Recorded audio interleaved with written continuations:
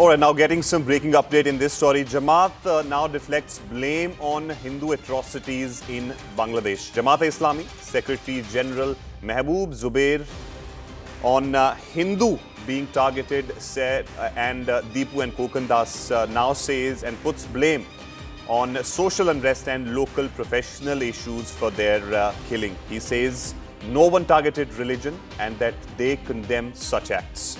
Jamaat leader responds to CNN-News18's Manoj Gupta exclusive says Chhatra Parishad, which is the wing of the BNP, is responsible for Hadi's death and Yunus administration to blame as there were death threats.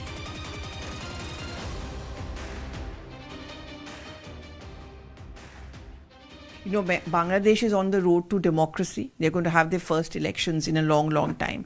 How does it look for the Jamaat, and what is it that you want to pitch to the people of Bangladesh and to the world, of course?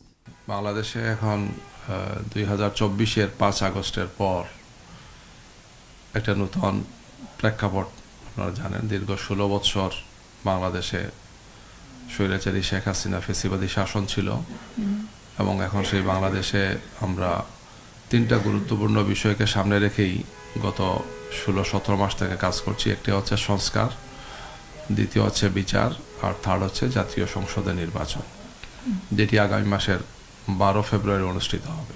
জাতীয় সংসদ নির্বাচনের পাশাপাশি একটি গণভোট অনুষ্ঠিত হবে, referendum হবে, যেখানে এই সংস্কারের প্রস্তাবগুলো পাস হবে। হা অথবা না যেটা হয়, আমরা হায়ের পক্ষে আমাদের অভিমত আমরা দিয়েছি। আর এর পাশাপাশি বিগত আন্দোলনগুলোতে যে মানুষগুলো মারা গিয়েছেন, প্রায় 1400-র মতো মানুষ জাতিসংঘের বক্তব্য অনুযায়ী মারা গিয়েছেন এবং 20,000-এরও বেশি মানুষ আহত হয়েছেন, হাত হারা, চোখ হারা, বিভিন্নভাবে যারা ক্ষতিগ্রস্ত হয়েছেন। এদের বিচারেরও প্রক্রিয়াটা চলছে। ইতিমধ্যে 2-1টি বিচারের মামলা রায় ঘোষিত হয়েছে, বাকিগুলো ট্রায়ালে আছে। All right, CNN-News18's Pallavi Ghosh is joining us on this story, who's there in Dhaka and has been tracking all the stories and developments related to this. Pallavi, you've just spoken to the Secretary General of Jamaat-e-Islami there. We know, of course, their viewpoint. They've been extremely radical as far as India is concerned. But can't they see what is happening there? It's open secret that how minorities, especially Hindus, are targeting there. And he's merely saying that it's social unrest and some local professional issues. Well, the unfortunate part, Arun, is also that the Yunus administration also made pretty much a similar kind of a statement. They said that while they mourned the death of Deepu Chandra Das and they condemn it, but at the same time to use it as a reason to accuse Bangladesh of targeting only the Hindus is absolutely wrong. He also said, his administration also said that they were miscreants and that they were criminals. And in the case of Deepu Chandra Das, it was only because of local reasons and because of professional rivalry. Pretty much a similar point of view echoed by the Jamaat Secretary General, which is, when I spoke to him earlier, Mehboob Zubair. We also have to understand in this democratic attempt which is being made by Bangladesh for 12th of February, they all want to look good. And how do they want to look good? By brushing the real issues under the carpet, to trying to project the attack on Hindus as not being targeted at Hindus or the minorities, but rather they are local issues, they are professional rivalries, and therefore you cannot put this blame on Bangladesh. Bangladesh wants to come across as looking as a secular, democratic country.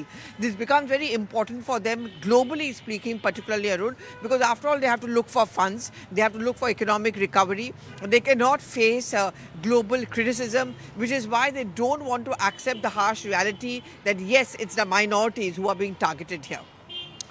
And Pallavi, you've been speaking to the family members of the victims here. Now, as you also spoke about the elections in Bangladesh, which is slated to take place in the February on 12th, what they say, what are their viewpoints about those elections? Are they going to participate in that?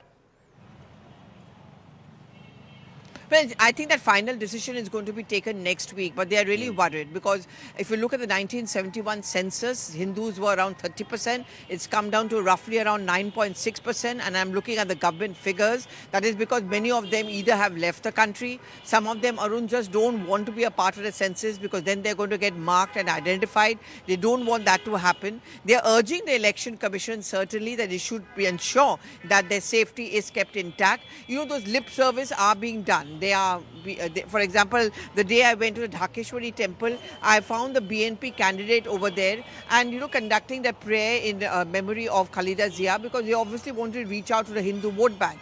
But the Hindu community is not impressed. They said, you know, this is unprecedented. You don't hang and then you burn them. So they're also thinking of the possibility that it's best to boycott because we want to remain safe and we don't want to be targeted. They really do fear that elections could become violent closer to 12th of February. That's the fear which people there in Bangladesh have, especially from the Hindu community. But Pallavi, you've been there for last almost a week there, and we've seen that these leaders of Hindu community, of course, will be meeting the election commission there. But as far as the administration, the Bangladesh administration is concerned, what assurances they've given to these Hindu families who've lost their loved ones? Well, I think the Yusuf administration is under pressure. There's no denying the fact. I mean, he would not want to hand over the reins of the country with this scar on his image. You know, I mean, there was a time when Muhammad Yunus was respected, Nobel laureate, the one who's thought of the Grameen Bank. And look what a climb down. He's being looked upon as a very weak leader, even though it was an interim government. Because if this hadn't been the case, he wouldn't have dispatched his education minister to Manman Singh, which is the village where Dipu Chandra Das belonged to, meeting up with the family. When I spoke to the family members, they said, yes, there are people coming in from the government. They promised a certain amount of money to us, but we don't know how long that money will come and how long it's going to last. So there are attempts which are being made, but I would look at it as extremely feeble attempts because just after Dipu Chandra Das's incident happened, a Khokon Das incident, and the Khokon Das incident, the accused is very well known to everyone locally, but he's not even been picked up. And a day when I went to a hospital at the Dhaka Medical College yesterday, there was no one from the administration, there was no one from the police there. So the messaging is certainly not going down to the lowest level that the minorities have to be kept safe at all cost. And also, Pallavi, do tell us what is happening in terms of the investigation or the arrests in the case of Dipu Chandra Das, because people, of course, keeping a close watch on that as to what developments are happening there front. Well, at least 7 of those accused have already been nabbed. It's a long, drawn-out investigation process, Arun, because it was a case of mob lynching. And in fact, the Jamaat Secretary General also said that we don't appreciate these kind of mob lynching taking place and we are condemning it. But the fact is that the rest of the accused are still not being caught. But more than that, Arun, those videos have gone viral where he was sitting in the police station. He was trying to tell the people that I was not criticizing the Prophet. You're accusing me of blasphemy. That is not real. But even today, what happens to Dipu Chandra Das's family? Just 2 days after that, Biswas was another person in the same district who was also shot at, and that is because, again, by his Muslim colleague.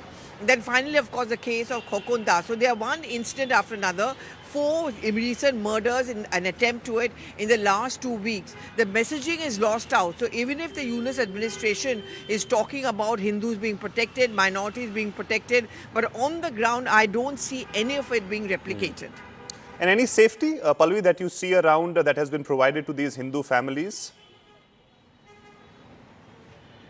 Well, that at all. As I mentioned, when I went to Dhaka Medical College to the burn unit, that was where Khokon Das has been admitted because he was brought from Shariatpur where he was attacked to Dhaka because of medical reasons. He was critically injured. There were multiple stabs on his abdomen. His wife told me that his internal parts had started coming out. But what was even worse was that they had poured petrol on his face and head and they had attempted to burn him. It's just that he showed a presence of mind and jumped into a pond, but unfortunately he could not be saved. safe. I did not find anyone from the administration monitoring it. There was no one from the police also to ensure that the family was kept safe. Even Deepu Chandra Das's village when I went to, no one from the police, no one from the administration. Just sporadically people were coming and asking for them. The ones who were really looking after the family were again representatives of the Hindu Mahasabha over there. So it just shows that many of them are being left. In fact, I would say, Arun, most of them are being left to fend for themselves. All right, Pallavi, stay with us.